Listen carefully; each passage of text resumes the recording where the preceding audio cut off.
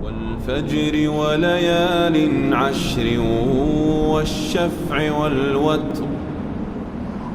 Assalamu alaikum wa rahmatullahi wa barakatuh. Alhamdulillah wa salatu wa salamu ala rasulillah. We spoke about Ibrahim alayhi salam as a young boy. We spoke about his story with his village, his people, and also with King Namrud.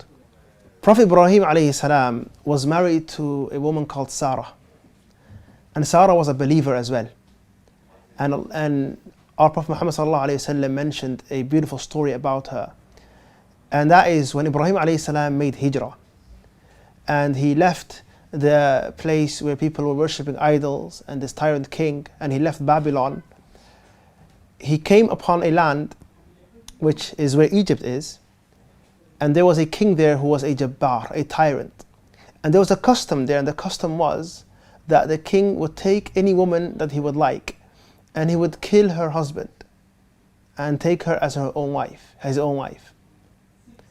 So when Sara and Ibrahim walked into the city, it was mentioned to the king that a young woman or a beautiful woman has walked into the city and she's with a man. And Ibrahim alayhi salam gave her advice and told her that if you get captured, if they ask you about me or about us, say that you are my sister, not my wife, because they would kill any husband. But if she were to say he is her brother, then perhaps he would be left alone. And there is a hadith that Abu Hurairah narrates that Ibrahim alayhi salam in his life lied 3 times. The first time was when he said he was sick and he wasn't, and he wanted to destroy the idols to teach his people a lesson about Tawheed, and the one that's worthy of worship is Allah, not the statues that they made.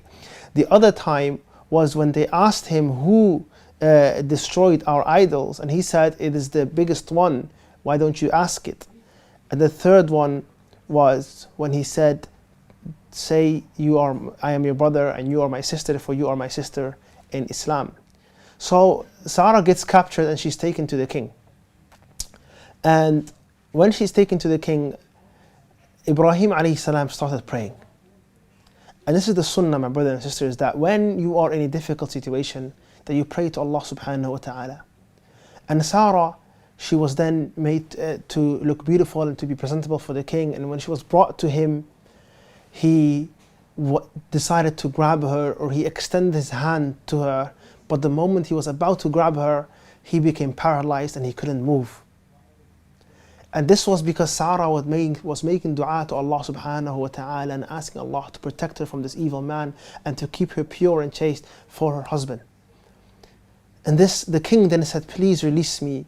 And she made dua and he was better, but then he couldn't help himself and he did it again, and again he became stuck and paralyzed and hurt and in pain, until he said to the people, what you have brought me is not a woman, she is a shaitana, she is a devil, so please, before she harms us further, send her away.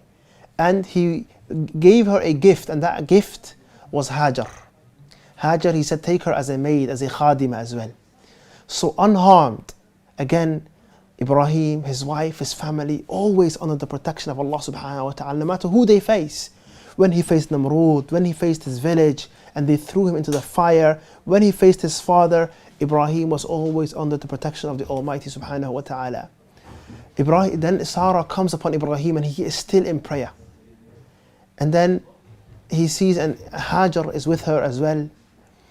And then Abu Hurairah, who's narrating the story, says, and Hajar is your mother, O the sons of the Sama, meaning those of you that rely on rain, the Arabs who relied on rain, Ya Abna'i Sama, right? They are the children of the sky, meaning they rely on rainwater to survive and their sustenance and their livestock. So in other words, Hajar is the mother of the Arabs. Hajar would become the mother of the Arabs. And so Hajar would end up becoming the mother of Ismail. And Sara, in very old age, would end up conceiving Ishaq. So Sara, his wife, would conceive Ishaq, and Hajar would also become the mother of Ismail alayhi salam. And here you see another story of how Allah subhanahu wa ta'ala protected Ibrahim and his family from another tyrant king.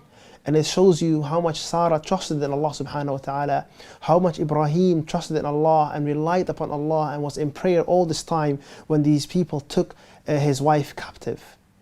So it's a story of, again, trust in Allah, a story of a beautiful family that was closer to each other because of how close they were to Allah subhanahu wa ta'ala. Barakallahu feekum. هذا وآخر دعوانا الحمد لله رب العالمين. السلام عليكم ورحمة الله وبركاته.